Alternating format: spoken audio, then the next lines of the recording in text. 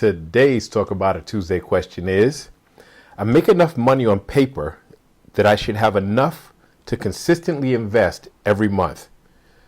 I created a budget to gain control of my finances. However, I constantly find myself going over budget.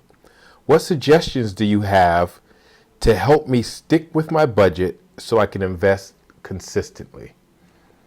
Well, first I want to applaud you for creating a budget, because most people drop the ball right there. They just don't even, have a budget, so they have no idea how much money is coming in and how much is going out. They have no control over their finances whatsoever. So you're a step ahead of the game by at least putting it on paper. Now, whether or not you created a good budget or a solid, usable budget is the question first.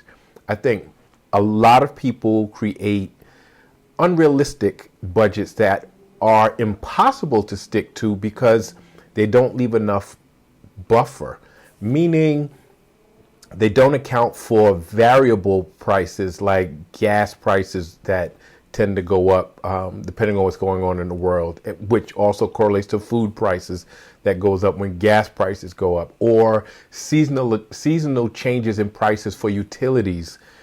Heat in the winter, air conditioning in the summer will change what your monthly budget is, and I think people don't account for those fluctuations. So that's part of it. The other thing they don't account for are what they call surprises, like car maintenance and or repairs, or birthdays, holidays, vacations, social events. They don't put that in ahead of time because it's not a regular expense. So they don't account for it. But those things are not surprises. They're going to happen. And so that needs to be a part of it. And again, it's not that you budget that once a month, but if you average what that costs and you have that every month, it accumulates over time. So you have to be realistic in terms of how strict your budget is or what it includes. And also, you might have an emergency fund for some of those things, or a vacation fund separate for some of those things. Or you definitely have to have a miscellaneous category and make sure that it has enough room. So you need to create a buffer for variability, for miscellaneous, for entertainment, for, these other categories. Car maintenance, that's a category. Even though it doesn't happen necessarily every month, it's a category. So, that's a big thing. I think the other really big thing is the emotional spending. Even though you say you have a budget, okay, you're at the mall and you say you're only going to spend a certain amount, but boom, it's just something you see, you want it. Same with food. You go grocery shopping and there are things on the shelves that weren't even on the list, but they just look so tasty and you buy it. The same happens when you're out with friends, right? And you say, well, I'm only going to spend a certain amount when I go out tonight, but boom, you spend it. Part of that is the ease at which you can spend. So, and what do I mean?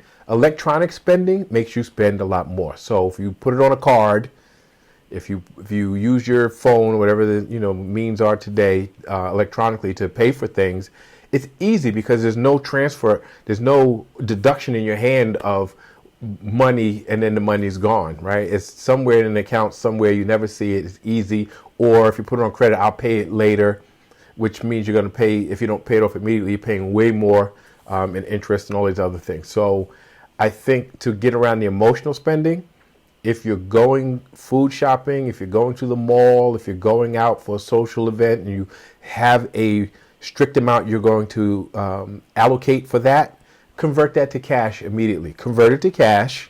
Go pull cash out of the bank and take only that amount of cash with you, and then you'll watch it go down. And when it's gone, it's gone. So if you're going to spend $500 at the grocery store, you're not going to say, let me put it on credit, I'll spend $550 or $600. You're not going to do that because all you have is $500. And you're going to sit there and you're going to calculate, oh boy, I'm getting close to the $500. Same when you're with your friends. Yeah, they want to go out and they want to have drinks or they want to have this dinner and blah, blah, but you're on a budget. You bring that amount of cash. and you limit what you order, you limit what you do, you limit the experience to whatever you can pay for with the amount that's allocated to that.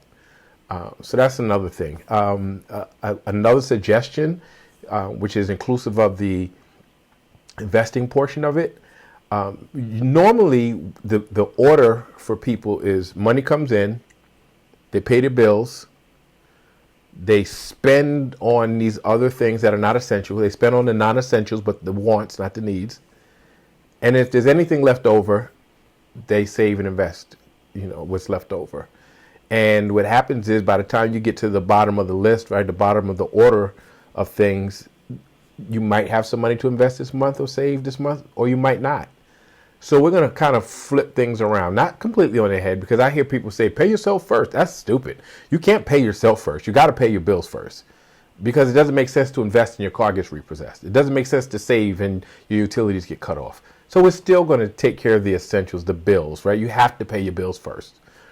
So you pay your bills, but you automate the bills, right? So most of you automate your bills already. So you have it automatically deducted once your money hits your account. Then you automate your investing and savings. So it automatically, boom, boom, boom, boom, comes out. And then what's left is what you allocate for the non-essentials, for the experiences and the things you want to do. And that becomes your budget, right? Because everything else came out ahead of time automatically.